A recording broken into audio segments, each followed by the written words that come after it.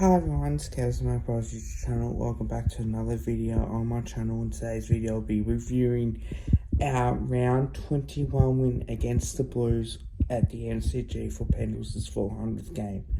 If you are returning Kev's Magpies, welcome, like, comment, share. If you're new to the channel, watch this for the first time, like, comment, share, and subscribe.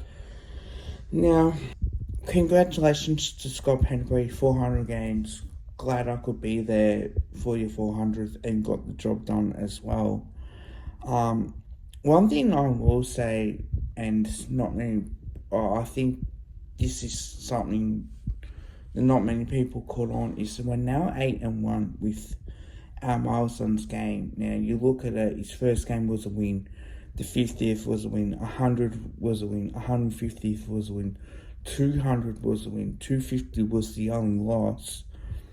300, 350, and now 400 are now wins. And it's just amazing that we perform well for Scott Pendlebury. Now, while they look like definitely look like a jumper clash last night, and I'm not the only one that noticed it. There's a few people where I was that noticed that there was a bit of a jumper clash with the way that Carlton wore their dark navy blue jumper with white shorts. But having said that too, their white kit does look good, and they potentially should have worn that, or at least a sky blue, which is like a lighter blue colour that would have definitely worked. And it looked like at times where it was hard to tell, like we're giving the ball straight up to the opposition, and I think it's the same for both teams as well, and you can tell that there was a bit of a jumper clash, and the way that what players tend to do is they hold on until they see the shorts, and then that way they can go, oh, okay, I'll give it to this guy. So it does happen.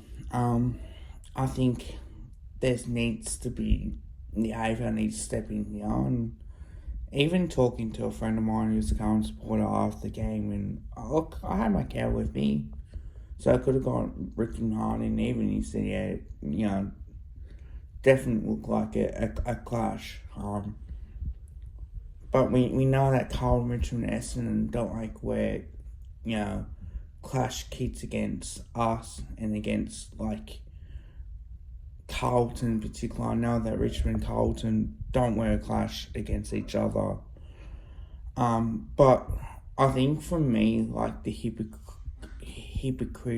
hypocrites that they are, is that they wear a clash against St Kilda, they wear a clash against Port Adelaide, Melbourne in particular. I know that Richmond don't, but Essendon do because of the red.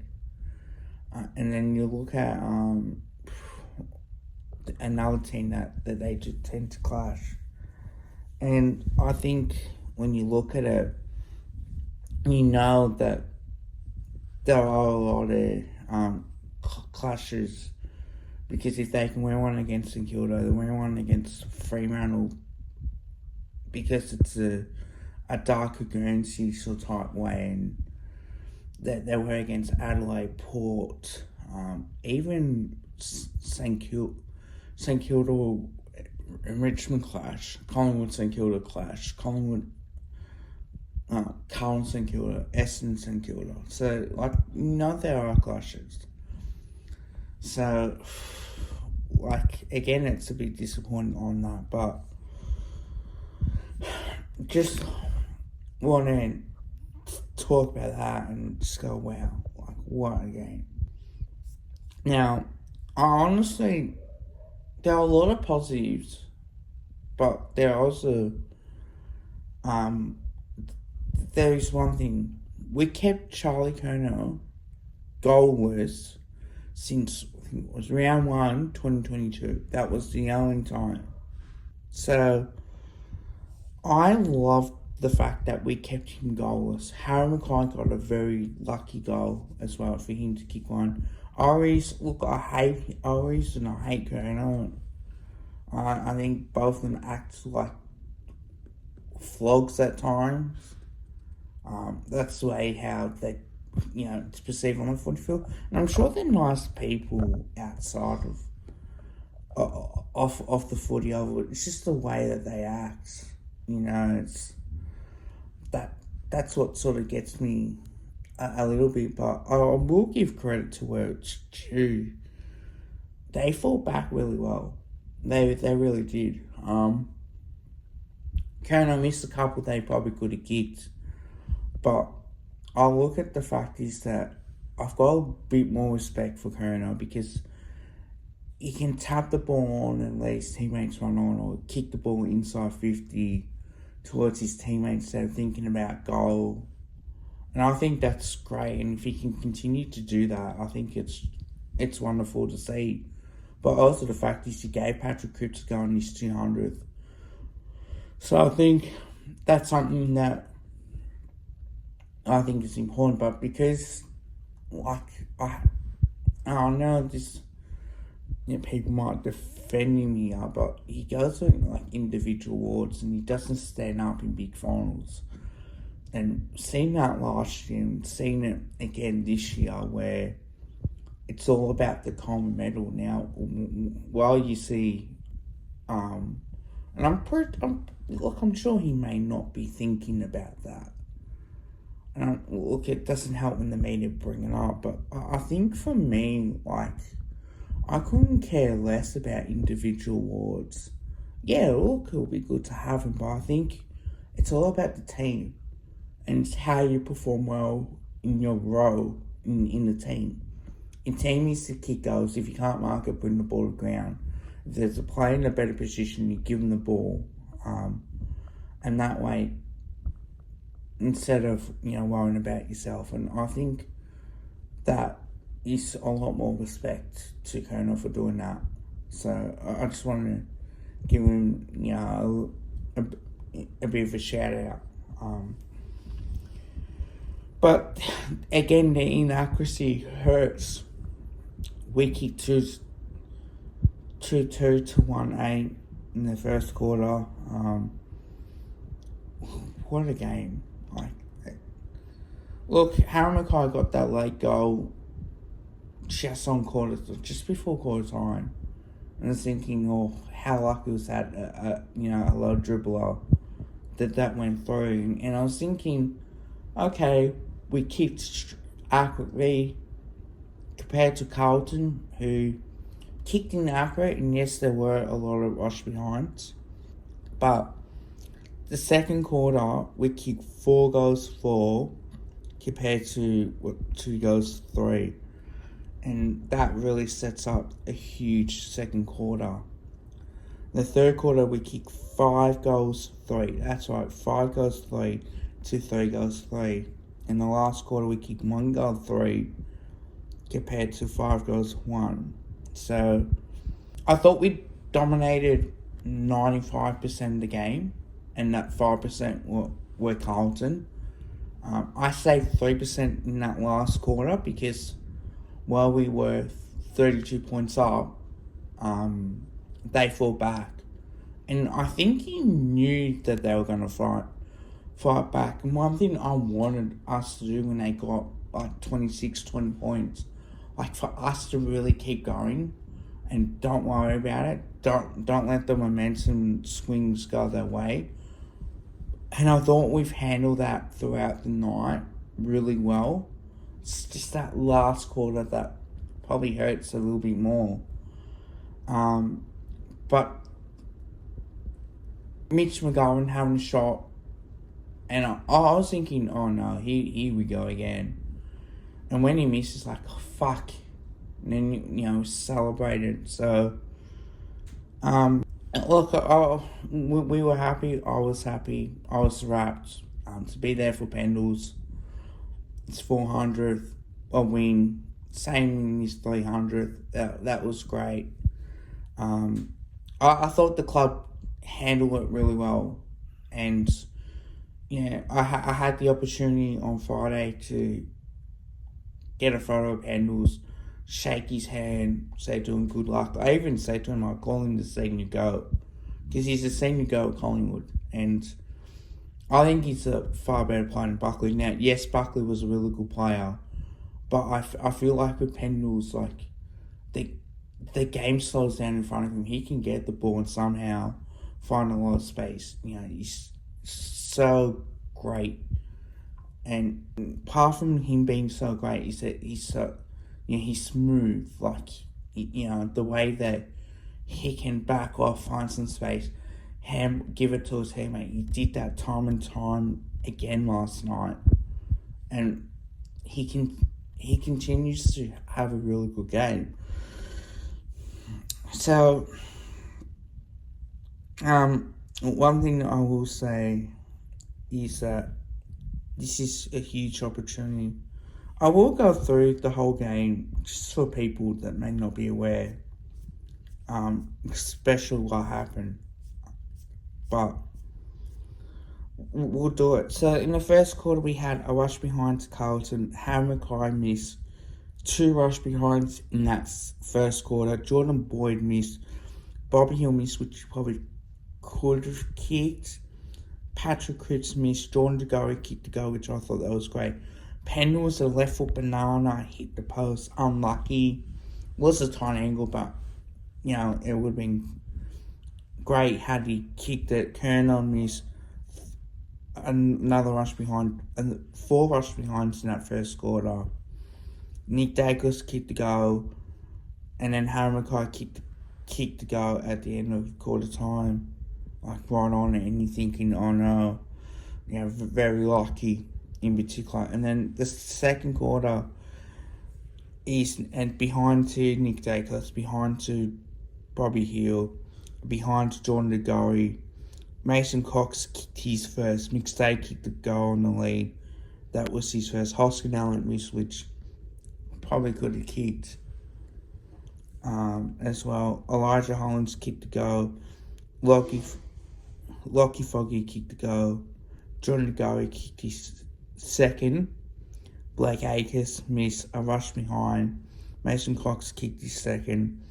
Jesse Motlop missed. And then I was thinking at halftime, great, if we can come out in the second half, especially in that third quarter, we can play good footy. We're definitely a chance. Bobby Hill missed. Hoskin Allen missed his second. Jack Crisp kicked the goal as well. That was great run into open goal. Elijah Hollins missed. Will Hoskin Allen got a great save from Bobby Hill. That allowed him to kick going goal square. Patrick Cripps kicked the goal. Jack Martin kicked the goal. Bobby Hill kicked his first. And I thought that was really great. Lockie Fogarty kicked the goal. Brian McCreary missed. Lockie Schutz kicked the goal as well. It was just a wonderful quarter. Rush behind. Kerner missed again in the third quarter.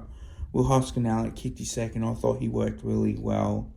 And I was thinking at third quarter time, I was like, okay, if we can time out kick the first couple in this last quarter, we can definitely put the game to bed and definitely look forward to getting a very good win. And then it definitely did look like that.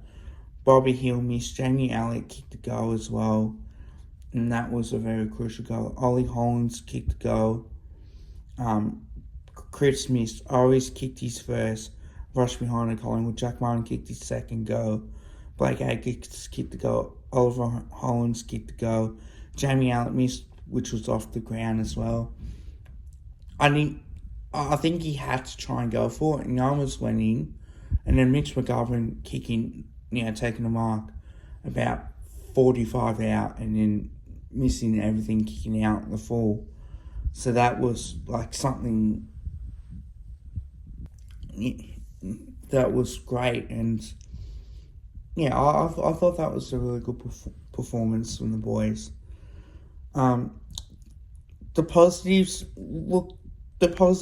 in a way, I thought our first quarter, we handled Carlton really well. Even our second and third quarter were real positive signs. Our ball movement was great. And our pressure was really good. Just to be able to have that type of game where we got back into that 2023 form, as we know. But having said that too, Darcy Cameron, 40 hit-outs, 15 disposals, 6 marks, 2 tackles. I thought he was great, and he helped out massively. And the contested marks, he took 3. But he had 2 clearances, and yet he had 2 1%ers as well. So that's something I really did love from his game as well. Will Hoskin-Elliott, the positive was 2 goals, 220 disposals, 10 marks. Could have kicked back 4 nearly. Some of the shots he had that he could have kicked. It's alright. Howe had 20 disposals, 7 marks, 4 tackles. Even the spoils that he did, I thought that was really good. Just his ability, the 1%ers to know when to spoil, when to take marks. 16 1%ers, I thought that was great. And just the way that he had the full tackles as well. The marks, he took a lot of marks. As well, Pendles, 27 disposals, are behind. I thought that was a really good game for him. 1 mark, 6 tackles. For the GOATs, the young GOAT, Nick Dacos, 28 disposals, 6 tackles, 1 goal, 1 as well. Bobby Hill, 1 goal, 4, but he had 16 disposals. The negative side on that, he kicked in Auckland. Could have kicked a couple, but you take that. Chris had 19 disposals as well and a goal. These 5 tackles. I thought Maynard played really well. And 15 disposals, 4 marks, 2 tackles as well. Josh Dacos had 20 as well. DeGoey looked good before he injured his hamstring, unfortunately. 2 goals, 1. 12 disposals, 3 marks, 2 tackles. We'll know more about it. Lockie Schultz, even though he kicked the goal, he had 17 disposals. And really kept that pressure on as well. And Noble had 12, 4 tackles and a mark as well. Sidebottom had 11, which was good. Darcy Moore, absolutely 11 disposals, 2 marks and a tackle. One thing that he did do a lot is his 1%ers. He had 11 1%ers as well. So he knew when to take the mark. He knew when to go for the spoil as well. And that's something I love from him as well. McStay did what he needed to do. Kicked the goal as well. Cox kicked 2 goals from his 4 disposals and 12 hit-outs. He was on, but he was playing that role really well. Frampton had 7 disposals and did a really good job on Harry Mackay as well. Lipinski came on, he had 4, and Quainer had 4. Didn't have to do too much. But when we did use him, that was good. Bartel, he had 15 disposals. But yeah, he looked good. He definitely looked good. The negative, the jumper clutch is a bit of a negative. At times we gave the ball to Carlton and it definitely felt like there was a bit of a jumper clash as well.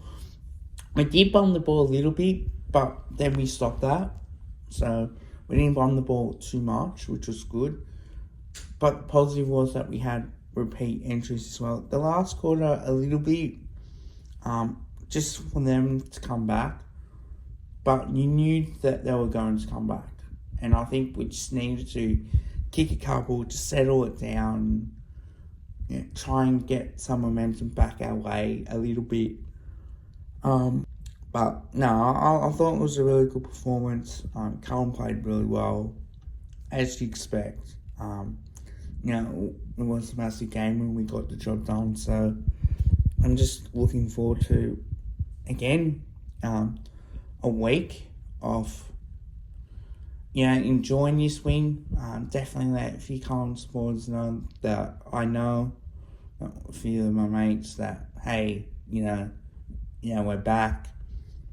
But from 12-12-84 to 11-15-81, I think that was pretty good. The stats, look, 364 to 316, 241, kicks to 192, handballs 124 to 123, inside 50s 58 to 51, which they dominated because of mainly in that last quarter when they had inside 50s as well. 67% to 74% disposal efficiency. So look, there were jump clashes on that, but that's what you expect. 52% from 27 shots from 51 inside 50s to 44%, 26 shots from 58 inside 50s. 21-16 free kick count. Hit-outs 52 to 26. Clearances 42 to 35. And they got their clearance game going late in that last quarter in particular. And then 12 to 11 centre clearances, stoppage clearances 31 to 23 as well. Contested possessions 130 to 126, 237 to 163 uncontested, 64 to 61 turnovers, 61 intercepts to 64. Timing possession as well, I think that's crucial. 43% to 37%, 47 to 32% this quarter. In the last 10 minutes, they dominated to 40% to 16. Marks 115 to 63. We allowed them to take a few more marks than what we probably should have, but it's all good. 11 marks inside 50 apiece, and 11 to 8 contested marks as well. Our biggest lead was 32 points. Their biggest lead were 4 points. 103 minutes and 53 seconds time in front to 15 minutes and 26 seconds. 6 rush behinds for them to 1. So if you take away 6, probably, it would have been less for sure. That's the way to look at it. Tackles 62 to 51, we dominated tackles in the 450, 7-5 in Carlton's favour, 63 in the bounces. 1% is this is a dominant stat. 67 to 40, and then 73 to 67 hit-outs as well. Very good play from us as well, and definitely wants to just review after the game. I didn't want to do it straight after the game, but I wanted to sleep on it and just enjoy it as well. One thing, rating out of 10, I'll give this an 8 because there was a lot going on. But just the way that we handled the week, I think it was great. And I think Collingwood Football Club should deserve all the credit. The captain's run, to have people there to get photos and autographs as well. That's always a good thing. I'm nearly losing my voice, which is remarkably... I don't know how I can keep my voice after all that last night. Fuck now, Byron with shit. And some of the free kicks I agree that was there, but again, we didn't get some of the free kicks that Carlton did get. But yeah, it is what it is on that. I'm just glad that we got the job done. But we're alive. We are definitely alive. Seeing the scores last night, our Port Adelaide and Sydney, fuck, unbelievable. And we keep our finals hopes alive. How good does it feel? Knowing the fact is that Carlton can miss the 8 and then we can get in. So it's just remarkable. It really is. So I hope you guys liked the video. Please don't forget to drop a like and as well as dropping a sub. Until next time, bye for now.